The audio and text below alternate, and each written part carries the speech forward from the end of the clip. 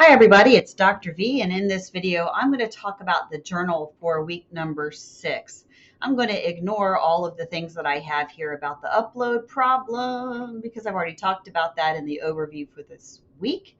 Instead, I'm going to go into the journal. So when you get to your copy of it, you're going to go up to File and make a copy. Please don't do the download option unless you absolutely love working in Microsoft Word, which is understandable. If you are doing that, just make sure that when you put it on Blackboard, that you are giving Blackboard the Word document from your Google Drive. It's already actually a Word document natively as a document type. It's a docx. So you make your own copy and then you can type inside of it. I'm going to go over the instructions.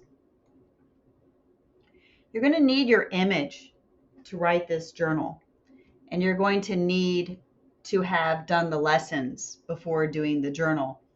There might be a few parts of it you can do without the lessons, like finding the link, copying the image, figuring out who made it, that sort of thing. But most of it, you're going to need the lessons for it. A couple things I want to point you to here that I think are really important. One is if there is something in this planning table below that your image doesn't have, you're supposed to say it doesn't have it. Like directly say that instead of just skipping a line. That's important because sometimes with certain images, the absence of something is just as important as the presence of something. So let me give you a quick example off the top of my head here. If your image is in black and white, then when you get to the part of this table down here where you're supposed to write about the colors in here, you wouldn't just leave it blank. You would say the image is black and white. Now here's the upgrade on that. Those are still colors because it's actually shades of black, white, and gray, and sometimes browns in black and white, what we would call black and white. So I wanted to call that to your attention as one really good example of why not to leave something blank. There are other reasons that I don't want to go into detail with in the video because I feel like I could handle that in the individual feedback since you all have completely different images. Let me go back up to the top here now. I want you to take note that I have an example here that you can look at. So I strongly recommend you look at the completed table that I have linked here. It'll really help you understand what it's going to look like.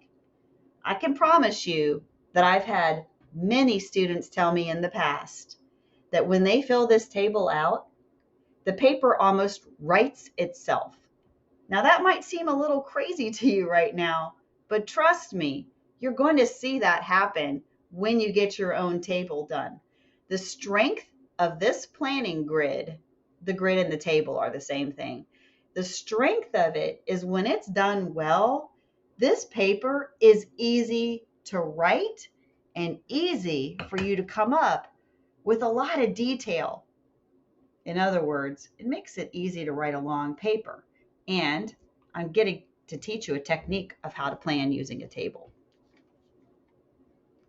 This part is really big because every semester that I teach something like this, I have students not put their image in there. And then when I go to grade it, I don't know what's going on. I'm looking at a table with all this stuff in it, and I have no idea what it's about. I have to see the image when I'm grading it. And what I won't do, because I just don't have time, is go backwards on Blackboard to the last journal and have to find it for everybody.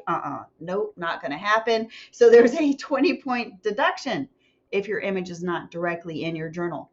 The other thing that happens when I get to see your image in the journal is that as I'm looking at your list that you come up with in the table, then I can give you ideas. Hey, what about this? What about that?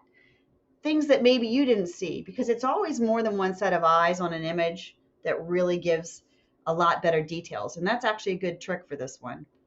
Ask somebody else what they see while you're doing this assignment. A couple other things really quickly. You'll see that I do have point values attached to each item in the table.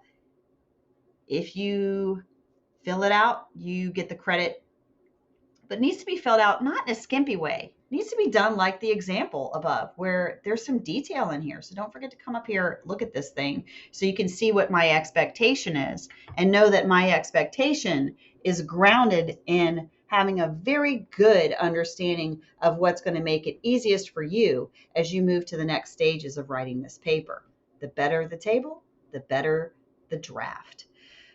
Moving down in here, a couple other things I want to point out, and the main one is that I do have a link here to a list of emotions that I think might help. If you're writing about how the image makes you feel, you can pull up what I think is an awesome vocabulary list. If you're interested in learning more words, this might be a good place to start. Everybody is always learning vocabulary, no matter what your status is as an English speaker, whether you're a native speaker of English or not. Everybody is learning vocabulary throughout their entire lives. So get all the way to the end and trust that this is going to give you a terrific paper. I'm really looking forward to what you're coming up with. Thanks for watching.